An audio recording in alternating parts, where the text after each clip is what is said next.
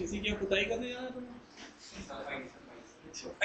तुम्हें मोहल्ले की झालर भी डाल दे 200 में आप 200 में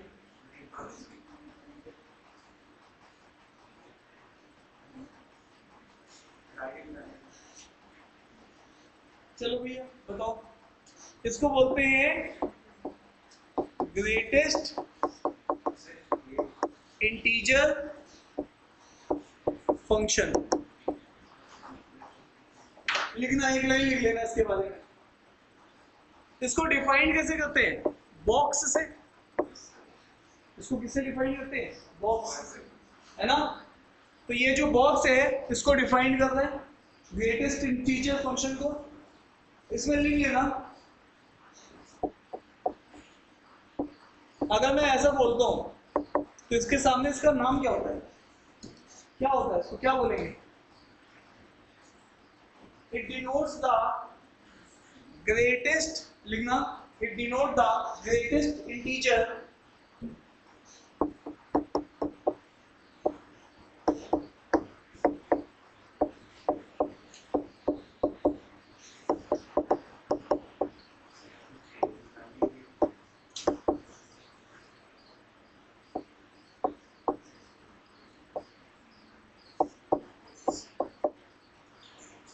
यही होता है ना इसका मतलब। जैसे कि अगर मैं यहाँ पर लिखता हूँ 0.3 तो इसका इंटीजर क्या है? 0। इसको मैं लिख दूँ 0.99, इसको मैं और लिखता जाऊँ बहुत आगे तक भी तो भी ये क्या है? 0 है। इसका ये मतलब है। और जैसे ही मैं यहाँ पे लिख दूँ 1.01 तो ये क्या हो जाएगा? 1। तो ग्रेटेस्ट इंटीजर है ना, ये x की वैल्यू का जो इंटीजर होगा x उसके बराबर होगा या उससे छोटा होगा। क्या बात समझ में आ रही है? जैसे यहाँ पे अगर ये देखेंगे तो ये 0 के बराबर होगा। क्या ये फंक्शन समझ में आ रहा है आपको? ठीक है, इसको बोलते हैं ग्रेटेस्ट इंटीजर फंक्शन। ये मैं सोचा लास्ट में पढ़ा दूंगा लेकिन सामने पढ़ गया तो पढ़ा ही देगा। ठीक है, तो ये डेफिनेशन तुमको क्लियर है? ठीक है, तो मैंने सीधे कैट का क्वेश्चन पकड़ा है। पहले जेड का क्वेश्चन और जेड के बाद फिर देखो ये कैट का क्वेश्चन। ठीक है, तो ऑब्वियसली अभी हम बेसिक क्वेश्चन नहीं कर रहे, इसमें तो बेसिक क्वेश्चन आपके हैंडआउट में भी पड़े हुए हैं, बुक्स में भी पड़े हुए हैं, आप देख सकते हैं वहां से। तो हम लोग सीधे एग्जाम का क्वेश्चन पिक कर रहे हैं यहाँ से। अब दोनों क्वेश्चन एक जैसे ही थे, अगर आप देखेंगे दोनों क्वेश्चन एक जैसे ही थे। मतलब अगर कैट 22 में क्वेश्चन आया तो जेड कहीं ना कहीं इसका रेफरेंस पॉइंट था। अब देखो ध्यान से, ये वही डेफिनेशन बता दी उसने, ग्रेटेस्ट इंटीजर लेस देन और इक्वल टू x, और इसकी वैल्यू पूछना है। मुझे तुम लोगों से एक बात सुनना है। हेलो, इधर देखो ध्यान से। हेलो, इधर देखो, तुम लोग देख ही नहीं हो। जब मैं लिखूंगा 1/3 तो एक्चुअल में ये किसकी वैल्यू क्या आएगी? 0, क्योंकि 0.33 तो 0.33 का हाईएस्ट इंटीजर क्या है? 0। तो ग्रेटेस्ट इंटीजर 0 ले लिया। अब वापस से अगर हम इसी चीज को थोड़ा सा और समझने की कोशिश करें, अगर मैं 1/3 में, सुनना ध्यान से, 1/3 को मुझे 0 से क्रॉस करवाना है तो मैं इसमें क्या ऐड कर दूं? 2/3 की जगह मैं इसको 66/99 भी लिख सकता हूं। देखो 1/3 को अगर मैं 2/3 ऐड कर देता हूं तो एक्चुअल में अंदर कितना हो जाएगा? 1, और 1 के वजह से ये कितना हो जाएगा? 1। अब ध्यान से देखो, ये 0 वाली वैल्यू कब चेंज होगी? जब यहाँ 2/3 होएगा। अब 2/3 का रेफरेंस 66/99, क्योंकि हर टर्म में 99 लिखा हुआ है, इसलिए मैंने इसको 99 लिखा।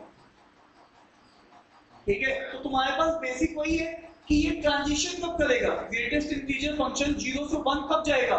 जब वो एग्जैक्टली 1 वैल्यू पे होगा, और 1.01 वो 1 ही बना रहेगा।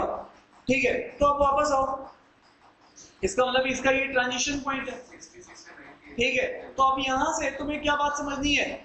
तुम्हें ये बात समझनी है इसके ऊपर जब ये होगा तभी ये कुछ आउटपुट देगा, अदरवाइज तो जीरो ही रहने वाला है।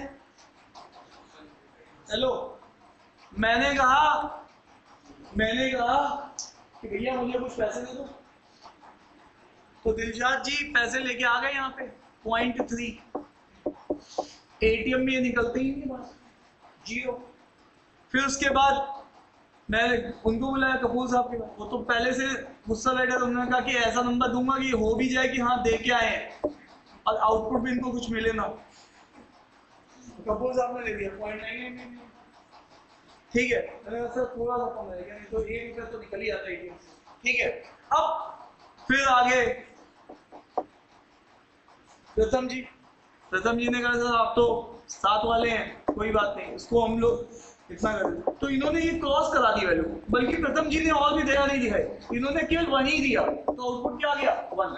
तो मुझे पहली बार आउटपुट मिल रहा है ना यहाँ पर, उससे पहले तो तुम कुछ भी लिख रहे थे तो मुझे कोई आउटपुट मिल ही नहीं रही है, कोई आउटपुट मिल ही नहीं रहा था, तो मुझे पहली बार आउटपुट मिला। अब इसके ऊपर जब भी मिलेगा तो वो मेरा कोई एक आउटपुट होगा, जैसे 1.2 है ना, तो क्या मिलेगा 1।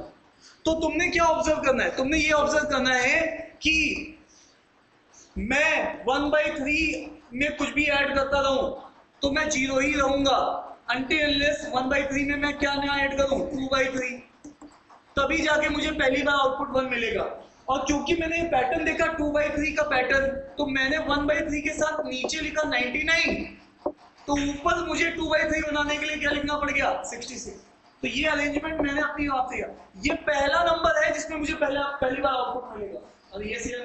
और उसके बाद फिर उसके बाद अनमोल जी आ गए, कहने लगे सर आप कैसी बात कर दी आपने, ये लीजिए आउटपुट, ये लीजिए सर। उसके बाद आर्यन आ गए, कहने लगे सर ये लीजिए। सर ओम नहीं दे रहे तो क्या हुआ, इधर देखिए, ठीक है, ये बात से नहीं आ रही। उधर दिलशाद ने भी दे दिया था, तो पीछे वाले दो ने दे दिया, ठीक है। अरे हाँ है ना, तो प्रथम जी ने पहली बार दिया, उसको देख के फिर लोगों को मन गया हाँ ये तो मतलब मेरा आउटपुट आना स्टार्ट हो गया।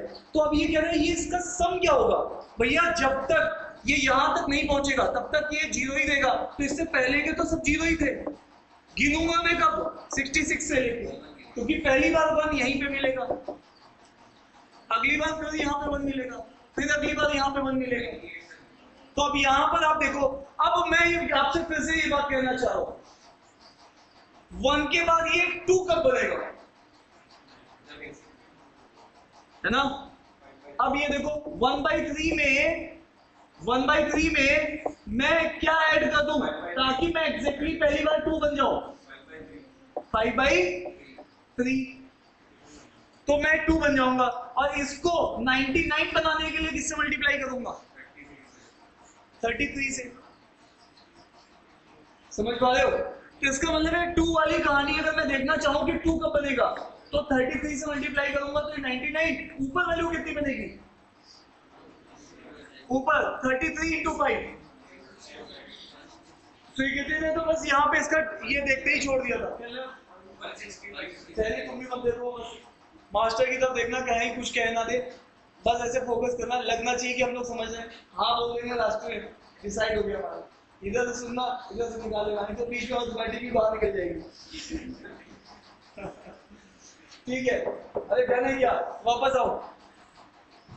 तो ये कितना आएगा 160, और तुमने देख लिया ये नंबर 165 तो गया ही नहीं है। इसका मतलब है अब तुमने क्या पहचानना है, ये 1/3 तो इसका मतलब है जो पैटर्न तुम्हारे पास 1/3 + 66/99 से स्टार्ट हुआ है, और ये पैटर्न तुम्हें कहां तक गया है ना 1/3 98/99 तक। तो तुमने सीख लिया सब में क्या आएगा 1 1 1 1 1 1 1 1 आता रहेगा। अरे ये सी नो आप इफ्रा भी हाँ कर देंगे, आप लीन कहते ज्यादा था लेकिन ये टोक लेती तो। चलिए अब यहाँ पे देखो ये और ये नंबर इंक्लूड होंगे तो मैंने बता दिया है प्लस b कर देंगे लास्ट में। ये कितना आएगा 33। तो 1 कितने बार आएगा 32 के बाद समझ में आ रही है नहीं आ रही है, ठीक है क्लियर है। तो ये वाली कहानी थी, ठीक है, कितने लोग कह रहे हैं ईमानदारी के साथ, हाँ समझ में आया मुझे, ईमानदारी के साथ, ठीक है, सबको समझ, ओम आपको नहीं आया, हाँ आ गया, ठीक है। अब आ जाइए दूसरे वाले क्वेश्चन को देखते हैं जो 22 में आया, बिल्कुल इंस्पिरेशन थी।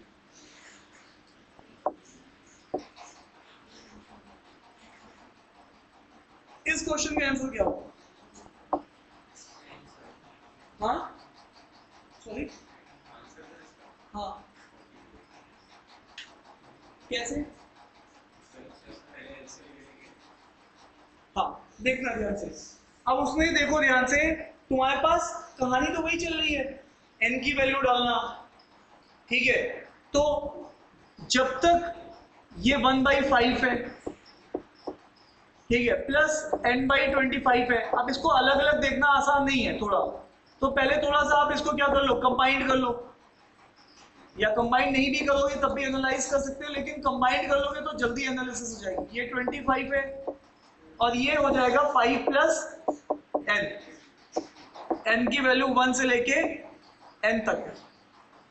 अब जब आप इस क्वेश्चन को देख रहे हैं तो अब यहां पर आपको ये बात समझ में आनी चाहिए, ये वैल्यू जब भी अगर 19 भी रह गई तो 19 + 5 कितना होगा, 24/25 बनेगा, तो इसका मतलब है ये वैल्यू 0 ही देगी। इससे पहले यहाँ पे n तुमने क्या रखा, 19, n को आप रखो 18, तो ये बनेगी 23/25, इसका भी क्योंकि ये 1 से कम है तो ये फिर से 0 देगी।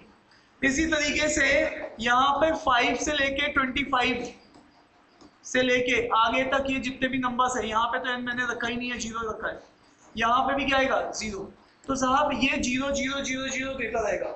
जैसे ही पहली बार मैंने n को रखा 20, तो मुझे यहाँ मिलेगा 25/25, और ये वैल्यू पहली बार 1 होगी, तो मुझे बाउंड्री कंडीशन देखनी होती है इसमें कि 1 कब बन रहा है, ठीक है साहब।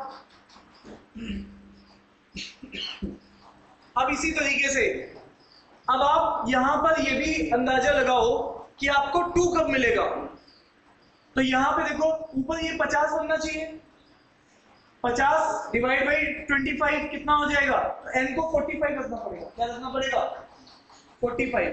ध्यान से देखो इस चीज को वापस से, ठीक है, मैं ये कह रहा हूं, अब फिर से तुम एक और बढ़ाओगे, n को क्या रखोगे 21, ये कितना हो जाएगा 26/25, इसको भी सॉल्व करोगे एक ही आएगा, और रखो n की वैल्यू 22, 27/25, ये भी 1 पॉइंट समथिंग बनेगा, 1 ही रहेगा।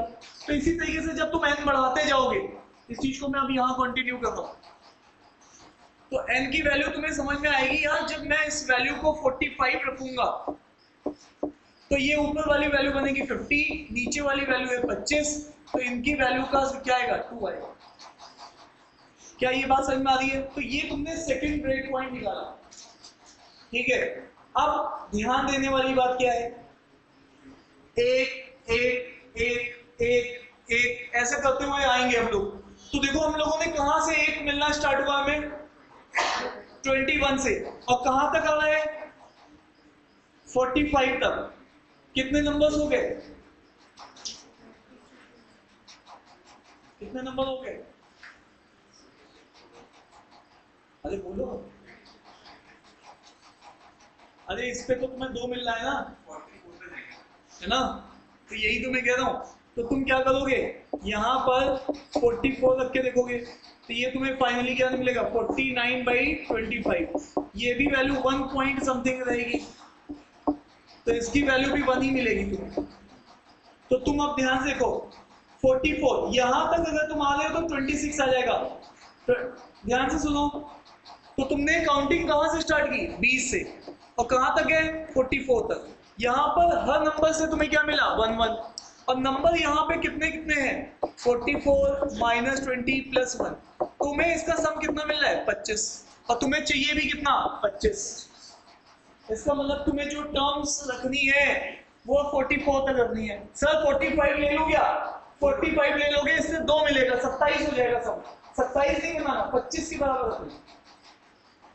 अरे ये से तो इसीलिए यहां से एक बात समझ में आई कि तुम्हारे पास ये टर्म्स है, तो इसका मतलब है अगर तुम्हें इस इक्वेशन को सेटिस्फाई करना है तो n को यहाँ पे क्या रखना पड़ेगा, 44 तक रखना पड़ेगा। सर क्या होगा, 0 से लेके n इज इक्वल टू, अच्छा ये n तो 1 से स्टार्ट हुआ था, हम 0 रख ही नहीं सकते, 1 से स्टार्ट हुआ था, n इज इक्वल टू 1 से लेके 1 रखेंगे तो ये कितना बन जाएगा, 6।